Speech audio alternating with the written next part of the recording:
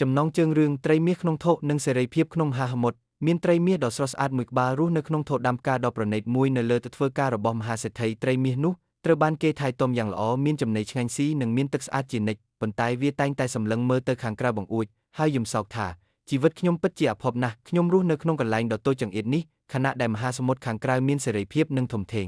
ថ្ងៃមួយដោយសារការរញ្ជួយដីស្រាលថប់ការនោះបានធ្លាក់បែកហើយត្រីមាសនោះត្រូវបានទឹកហូរនាំទៅដល់ប្រឡាយរួចបន្តហូរចូលទៅក្នុងមហាសមុទ្រដ៏ធំធេងតាមបំណងប្រាថ្នារបស់វា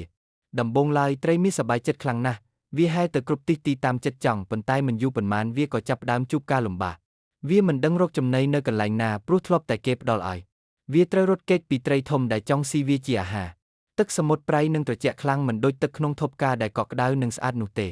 ត្រីមាសចាប់ផ្ដើមនឹកស្រណោះដល់ថូផ្កាតូចនោះវានឹកឃើញថាទោះបីជាកន្លែងនោះតូចតែវាមានសុវត្ថិភាពនិងភាពសុខសាន្តក្នុងពេលដែលវាកំពុងអស់កម្លាំងនិងចិត្តត្រូវត្រីធំស៊ីស្រាប់តែមានអ្នកនេសាទម្នាក់បានស្រង់វាឡើងអ្នកនេសាទនោះឃើញវាស្អាតក៏យកវាទៅដាក់ក្នុងអាងចិញ្ចឹមត្រីដ៏ធំមួយនៅក្នុងផ្ទះរបស់គាត់អាងនោះធំជាងថូផ្កាមុនឆ្ងាយណាស់ហើយមានត្រីដទៃទៀតជាមិត្តត្រីមាសក៏យល់ច្បាស់ថាសេរីភាពដែលគ្មានសុវត្ថិភាពនិងការត្រៀមខ្លួនគឺជាគ្រោះថ្នាក់ប៉ុន្តែការរស់នៅក្នុងទ្រុងដែលតូចពេកក៏ធ្វើឲ្យយើងបាត់បង់ក្តីស្រមៃសុភមង្គលពិតប្រាកដគឺការរកឃើញកន្លែងដែលយើងអាចរីកចម្រើនបានដោយមិនបាត់បង់សុវត្ថិភាពនៃជីវិតចំណុចសម្រាប់វិភាគ